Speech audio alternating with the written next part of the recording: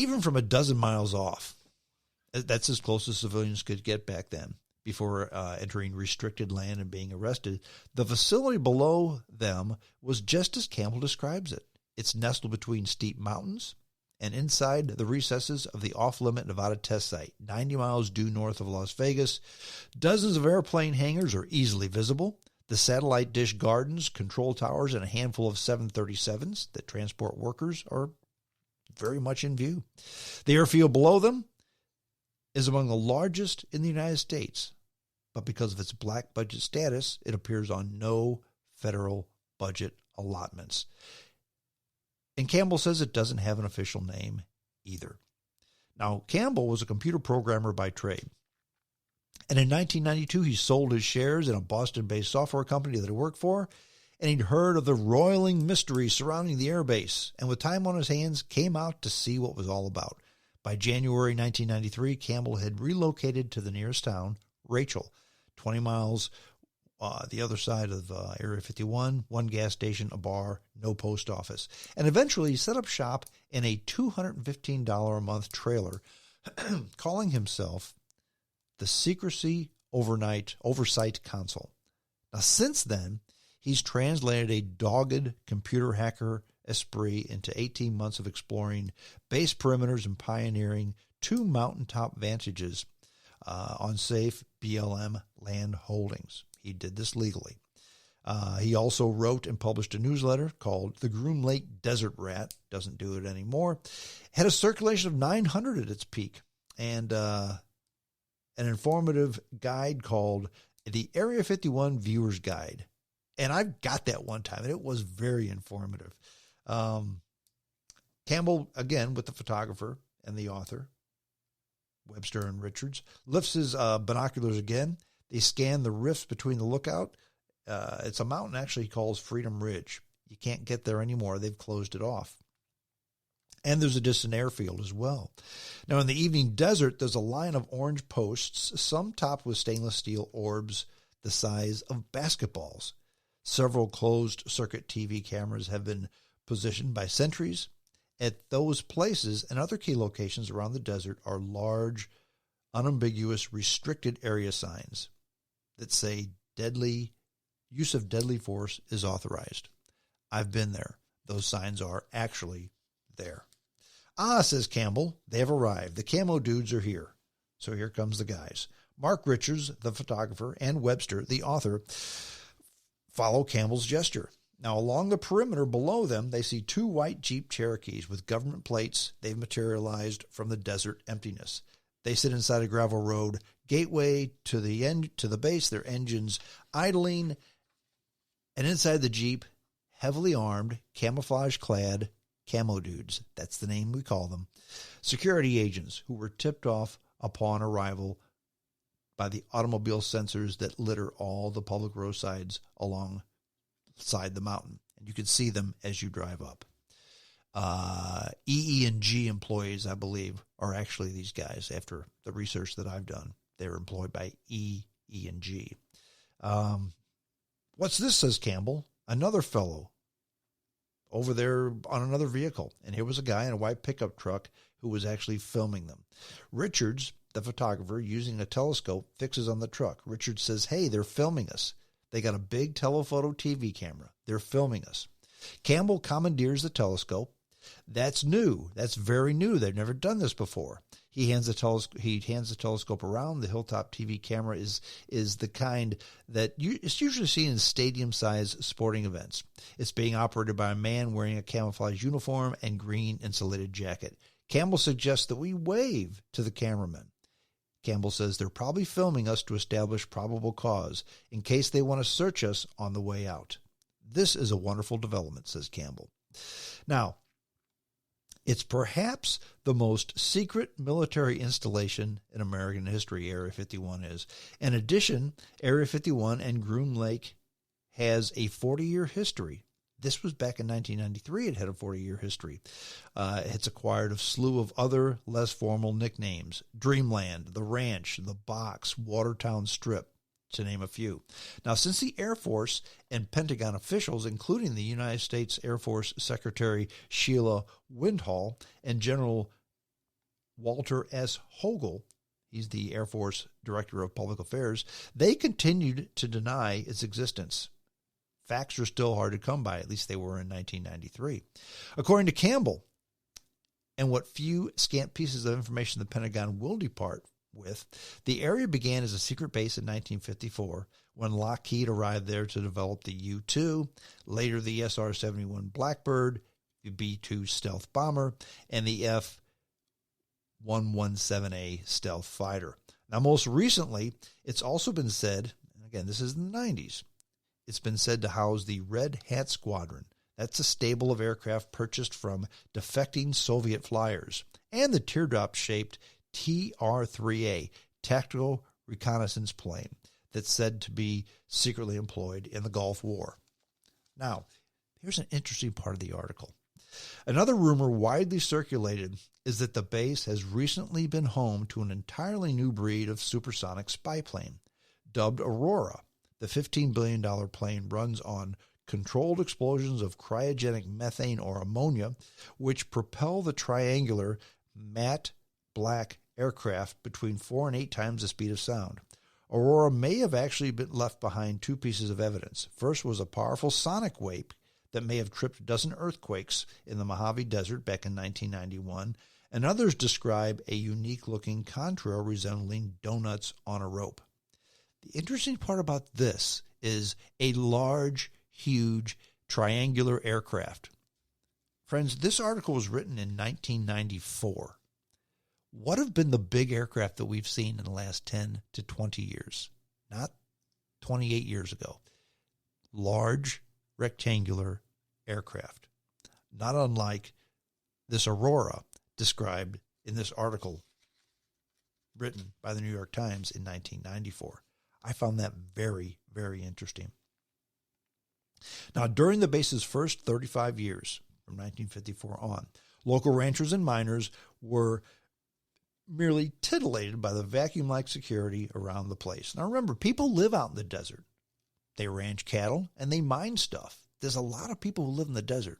Now, not tens of thousands, but hundreds. Okay, so people are out there. Sometimes on slow sagebrush nights, the high desert locals congregate at Steve Medlin's black painted mailbox just off Route 375, and they watch the blinding fluttering lights that illuminate the skies above the base, 35 miles to the west.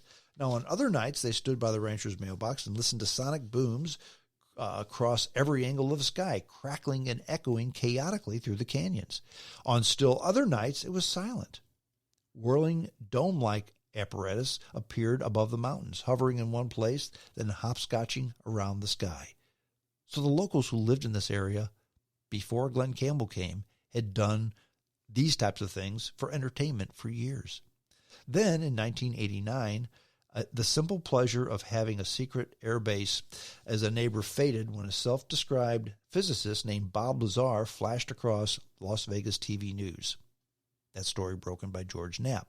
Lazar said he had worked at the base for a few months the previous year, reverse engineering one of 9 captured alien saucers housed there to learn exactly how its extraterrestrial power source worked. His description of how the saucer worked was enticingly elaborate, as are the government pay documents Lazar can show for the period that he worked at the base. In other words, he really did work there. He can prove that. Within weeks, tabloid TV picked up Lazar's allegations. Flying saucers and the government conspiracy buffs from around the world began arriving. Then a Soviet satellite photo of Groom Lake Base turned up. Legitimate reporters then began to arrive at Rachel. And the little store turned into the Alien, a restaurant, bar, a motel, all that popped up. But that was the funny thing, because the government denied its existence. And then, after the Cold War, Soviet satellite pictures were made public. Yep, here it is. Okay, we can't deny it anymore. Now, meanwhile, as Campbell continues playing to the ever-increasing audience, his efforts are not lost on the Air Force, which he's placed on his Desert Rat mailing list for free. The Air Force says, "We read his publication, and we know what Mr. Campbell is doing near a base that may or may not exist." That's according to Air Force Colonel Douglas Kennett. Now, while Mr. Campbell says the base is there, and while the Soviets appear to have photographed a base there, the Air Force is also aware of those times when Mr. Campbell or Russian spy satellites may be looking over us. And we can adjust our activities for that. That is, any activities that are going on this base that may or may not exist. That was the official government statement. So now you know why people take that and turn it into a conspiracy theory. It's double talk cubed.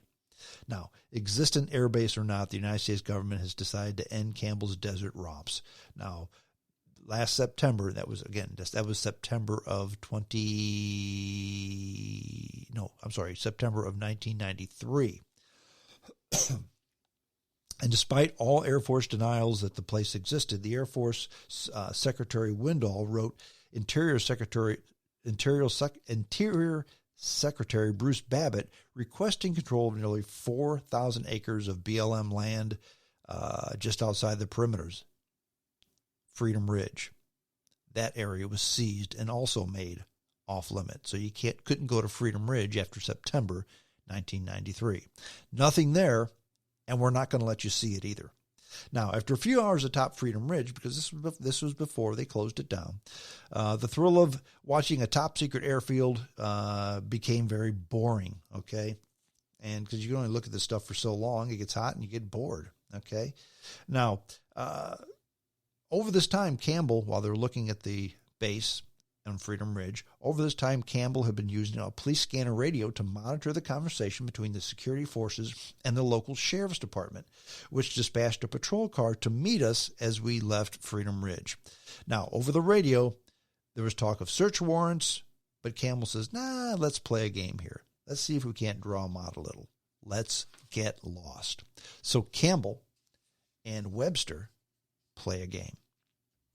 They get back in the Jeep and they head down the ridge toward the valley. Now, rather than follow the gravel 2-track road back towards 375, Campbell turns off early and turns down a steep draw that falls down from the roadside. He says, let's ditch the car. It makes them really nervous when they don't know where we are. Let's see if they can't come find us. So they ditch the car, and they stumble down the draw's slope on foot, treading their way onto a rocky wash. About a half mile along, the stone walls draw close together, providing an overhang and shade and cover. Now here, Campbell says, is where we should wait.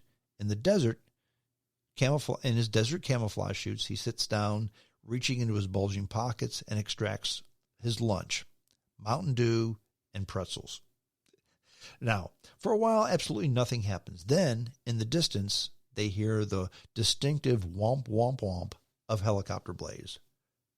An olive drab Black Hawk helicopter passes overhead, and they duck beneath the overhangs as the aircraft moves along the ravine, a few hundred feet above them. This is great, says Campbell, tucked under the granite outcrop, as if playing ding-dong ditch with the government. They'll have to come on foot. The helicopter, which has Air Force insignia but no identifying marks, continues up the gully, finally hovering over the Jeep a half a mile beyond them. This is important. Olive drab, Air Force insignia, no markings. That, my friend, is what's called a black helicopter. No identifying marks. Now, after a few fruitless passes, the helicopter heads off. And over the radio, they hear the voices of Sergeant Doug Lemerew of the Lincoln County Sheriff's Department. He's found the Jeep just off Freedom Ridge, and he's parked his car near there. He searched the area. He's saying he's now started to track their footprints in the sand. To keep ahead of them, Campbell and Donovan, Webster, and the photographer head off in another direction. Now, as they head across the sagebrush, hoping to circle back to the vehicle, the helicopter returns and drops down until it hovers just above them. Its downblast throwing a hurricane of sand into the air, which is a violation of the United States Air Force general flight rules, by the way. But that forces them to lay on their stomachs and cover their faces against the sandstorm. There the helicopter hangs, pinning them to the desert until Sergeant Lemerew exits the wash and spots their location. The gig is up. Now, stand